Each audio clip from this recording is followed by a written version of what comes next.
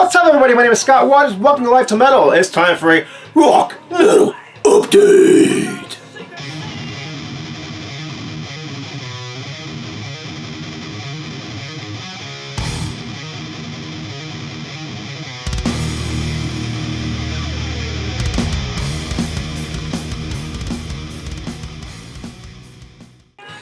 That's right, it's time for a rock and metal update. This one's going to be, it's just a handful of records this time around, but it's all OG, original pressings, whatever you want to call it, mixture of hard rock and metal. But before I get into the vinyl, I do have one CD I wanted to show off because I'm just super excited about it. Maybe I'll do a separate box set video, but this is the new Angel release. It's not new, but the CASABLANCA years, so it's everything they released during that time period on several CDs with a booklet. You can see the track listing on the back, and then it's got a bonus CD of, like, they call it rarities, just different mixes, B-sides, stuff like that, you know. So I'm pretty pumped about getting that. Like I said, I'll probably just do a separate video and show those off. So I'll get right into the vinyl here. First up is BLACKLACE. I believe this was their second album. I have their first album as well. It's right here. Actually, this one's been on my want list for a long time. I just didn't want to pay a lot for it. I do like this album, so that's why I added this one to the want list. And I like them both. Just straightforward 80s heavy metal, not poppy whatsoever. Just straightforward heavy metal, female vocals, very good band. Both releases are on Mausoleum Records, which makes them a pain in the butt to find. Any Mausoleum stuff seems to be tough to find. I'm not sure if it's because the pressings were low, or I know Mausoleum's a very collectible label, so maybe just people are just hanging on to them. But anyhow, found this copy, and it's in pristine condition. It looks like it's never been played. Yeah, great album. You know, I'm not going to say it's top tier, one of the best albums you're ever going to hear, but it's very good if you're into that straightforward 80s heavy metal. Not thrash, you know, not power metal, it's just straightforward heavy metal.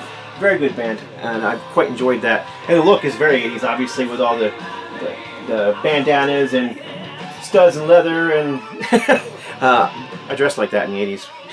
Anyhow, next up is a band. Funny, the way I discovered this band was I was watching one of those PMRC debates back in the 80s. Probably wasn't late 80s. It was on the Maury Povich show. I think that's what the guy's name was. Anyhow, he had on there special guests from Twisted Sister. He had the Great Cat on there, and then he had the singer from this band, Damien. And frankly, I was already a fan of Twisted Sister. I already knew who the Great Cat was, but I didn't know who Damien was. So I added this to my want list years ago, and oddly enough, I just finally scored it. I mean, this is decades ago, and I just kind of left it on the list, but never really pursued it. This one popped up on the CD Vinyl Asylum on Facebook for a decent price. Actually, from Eric Dust, if you remember him, EJD715. He doesn't do videos anymore, but used to. And anyhow, he sold this to me for a very decent price, and I really like this album.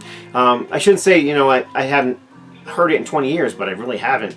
I just forgot how good it was. It's kind of in the same vein as like Leatherwolf or Metal Church, maybe the early Metal Church stuff, you know, never really pushing the thrash line, just straightforward heavy metal, great guitar playing, really cool vocals. And then there's the band themselves. You can see they got the mustaches going on, which is kind of funny because it was kind of a thing in the early 80s. It was like almost against the rules to have facial hair in metal, and then by the late 80s it was like becoming a thing again.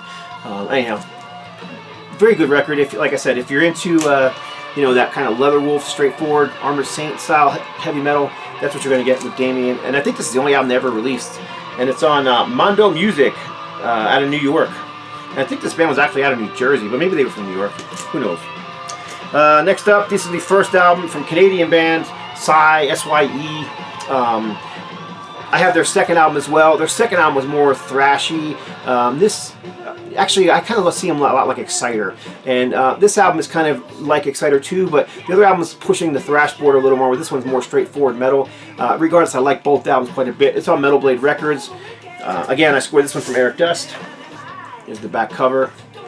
And you only got 2 members on here.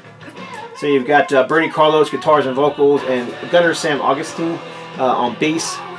And then a bunch, of course, studio musicians to finish it off. But you know, they ended up touring and doing some great stuff. And again, if you're into that kind of early '80s Exciter style heavy metal from Canada, check chances are you're going to like this band as well. SYE, Psy.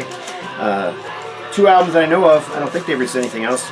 And both are very worth picking up. Very strange album cover art. I guess it's a heart being branded with the SYE. I don't know if you can see, but if you look closely at the SYE logo, the Y is an upside down, what do you call it, flying V guitar. Anyhow, this next one, super excited to finally have it in my collection. This is actually a trade I did with Metal Ron. I'm trying to think of the name of his channel now. I can't remember the channel. It used to be 777 Metal Ron 777, but now it's like it's a Raven song. Which Raven song is it though?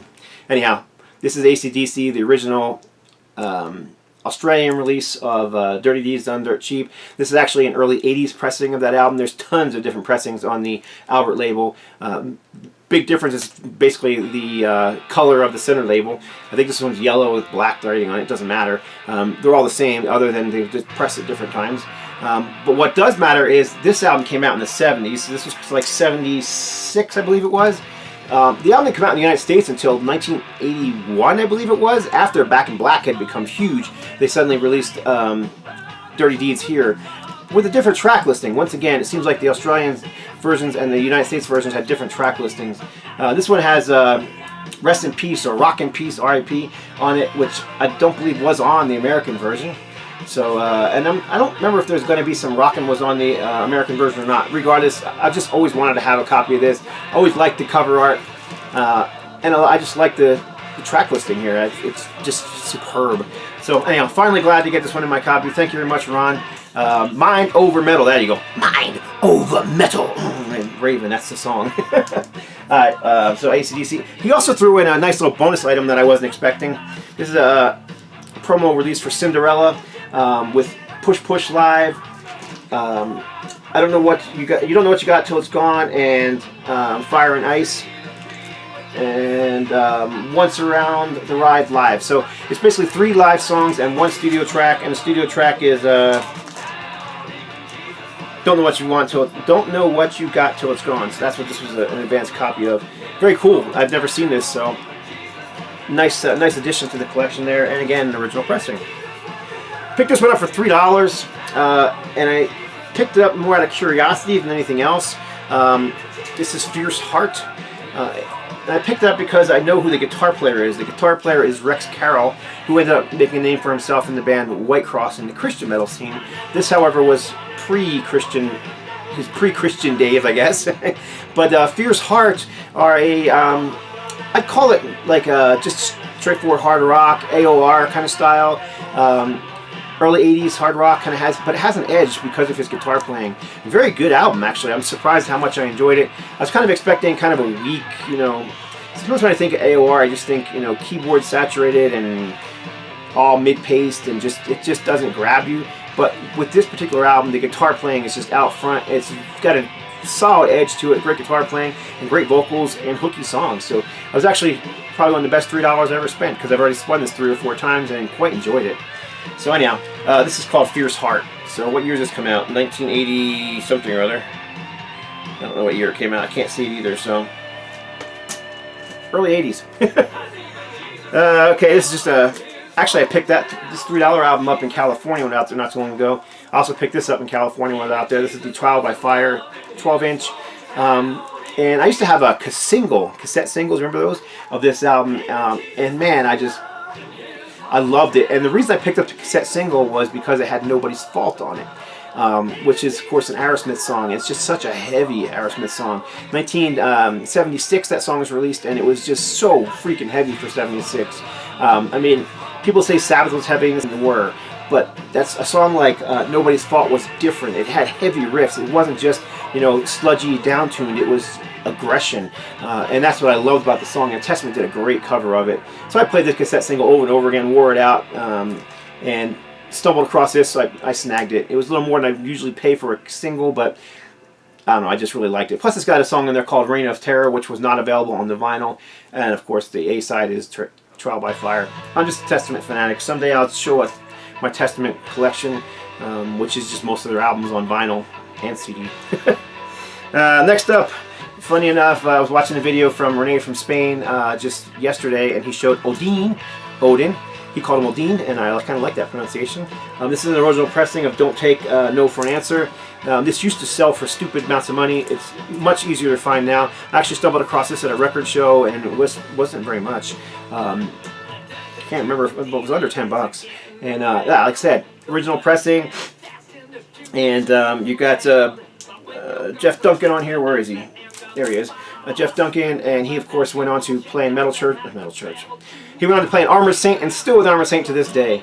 But you might remember Odin from the Decline of the Western Civilization. I believe they were the band that said, you know, if we don't make it, we're going to kill ourselves or something crazy like that.